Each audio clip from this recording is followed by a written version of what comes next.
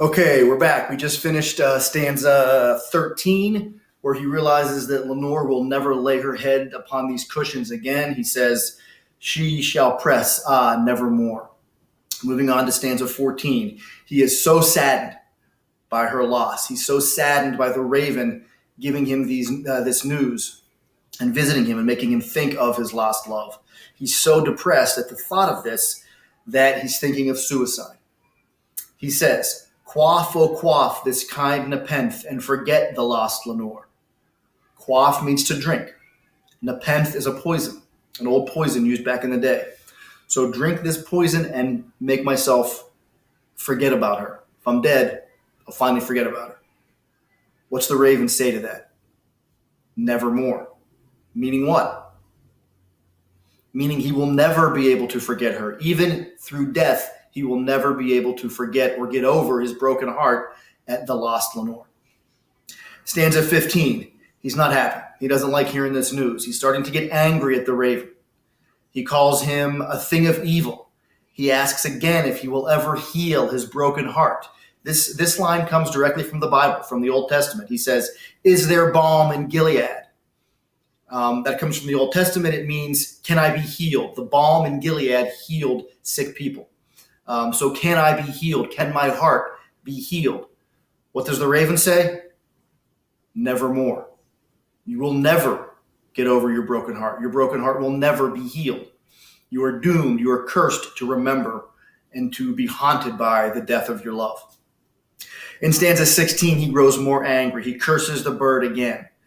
He now asks, will I ever clasp a sainted maiden whom the angels name Lenore? So if she's sainted, she's dead, and the angels have named her Lenore, will I ever clasp? Will I ever hold her again? Will I ever be with her again? The raven answers, nevermore. Moving on to stanza 17, just about done now. He is furious. He commands the raven to leave. Leave. He says, "Leave no black plume as a token of that lie thy soul has spoken. Leave my loneliness unbroken. Quit the bust above my door." He's telling the raven to go, to leave. Of course, the raven's answer now, once again, nevermore. The raven won't leave him alone. The raven is not leaving.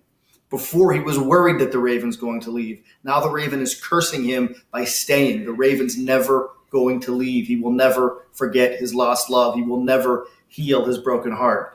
The last stanza, 18. And the raven, never flitting, still is sitting, and his eyes have all the seeming of a demon that is dreaming. He's realizing now that surely this is a demon or a devil that will haunt him forever. My soul from out that shadow that lies floating on the floor shall be lifted nevermore. He will never see her again. He will never get over losing her. His soul will never be healed. So guys, if you went stanza by stanza, if you listened to this video, if you paused it when you needed to, you should have a much more clear understanding of just how haunted the speaker is in this poem, what is haunting him, and I want you to think about symbolism. What does the raven symbolize? Right? What the raven says? What does the repetition, the word nevermore, which is used throughout the poem, what does that symbolize? What does all this mean? How and why does Poe use these literary devices to express his emotions?